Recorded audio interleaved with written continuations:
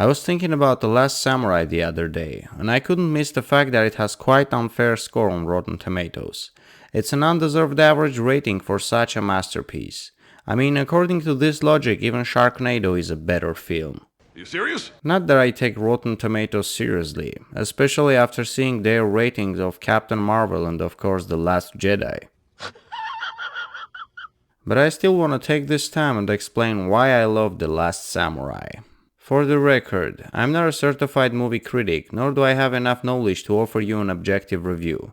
I'm just a regular YouTube guy with 100 subscribers, and this is just my opinion. First time I saw The Last Samurai was back in 2010. I was a dumb teenager going through puberty, so sure enough I found the film to be overlong, boring, and with a crappy ending. But recently I ended up rewatching it, and I was actually amazed how good it was. The Last Samurai is an emotionally compelling epic with great cast, outstanding visual, and simple but thrilling story. Plot takes in 19th century Japan, where government attempts to eradicate the ancient samurai warrior class in preparation for more westernized and trade-friendly policies. Story follows Captain Nathan Algren, highly skilled soldier who gets hired by the Emperor of Japan to train the country's first army in the art of modern warfare. Thanks to amazing portrayal of Tom Cruise, we see Captain Algren as a bitter alcoholic, traumatized by the atrocities he committed during American Indian War. As he's being haunted by his past, it feels that the main hero actually wants to die. He orders one of his newly trained soldiers to shoot him just to prove a point to his superiors, and you can actually see the disappointment in his eyes when the soldier fails. Eventually, Captain Algren gets captured by the samurais during the battle, and surprisingly for him, samurais leave him alive.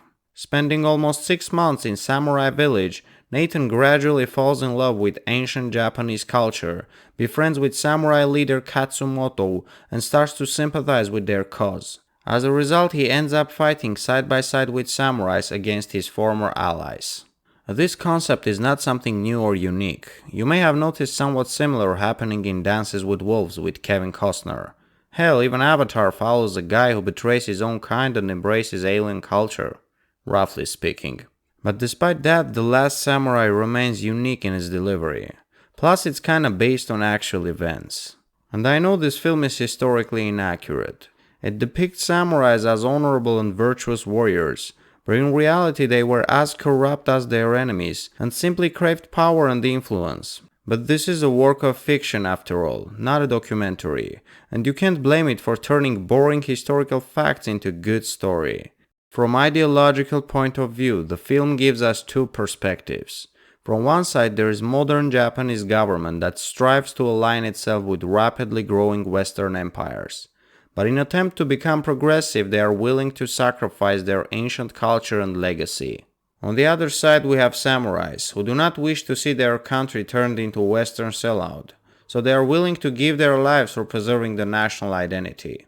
And of course, there's the young and inexperienced emperor tormented between two choices. So you could say that The Last Samurai managed to criticize capitalism the way liberals nowadays tend to do, while at the same time glorifies cultural heritage and conservative values.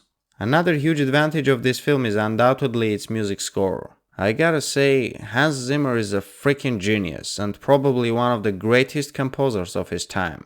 It's not the first time that he creates unforgettable soundtracks for a good film, making it even better. The way he uses music to transmit such emotions like peace, terror, sadness is just absolutely mind-blowing. Hans Zimmer's score is one of the reasons why the final battle scene is actually so good. After trying to use the tactical advantage and suffering heavy losses, samurais ride to the final charge against technologically superior force. All the hope seems to be lost, but suddenly they break through enemy's first line of defense. Omura and his soldiers are shocked by this bluntness. Tension rises and so does the music. For each second, samurais are getting closer, and the enemy is starting to actually panic. It seems that somehow there is still a hope, a little chance that they will make it. And then...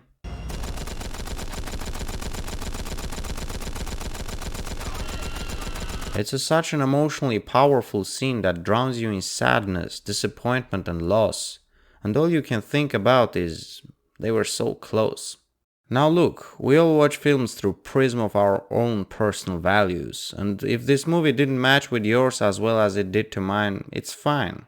I guess what I see as heroic, purposeful, and conscious death, others may find to be bunch of damn savages trying to fight against guns with swords. So I obviously can see some reasons for not very good ratings. The Last Samurai glorifies a culture that treats women as inferior to men. I'm not saying it's a good thing, but in a world where men are expected to fight for death while women stay with kids, that's a pretty natural outcome. Things weren't black and white back in the days, you know. Modern feminists. Men throughout history oppressed women. Men throughout history.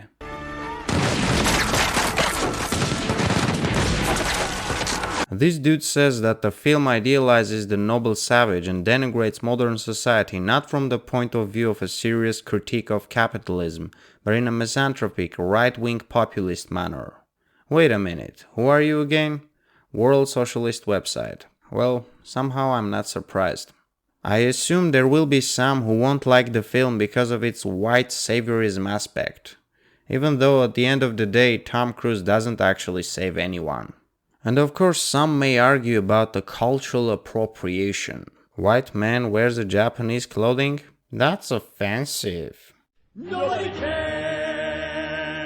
Anyway, in my highly biased opinion, even despite its inconspicuous flaws, The Last Samurai is a 10 out of 10. That's just how I feel about this movie. Let me know what you think. Feel free to criticize my opinion in comment section below. Trust me, I can handle it. I have a good stomach. I'll see you another time. Peace.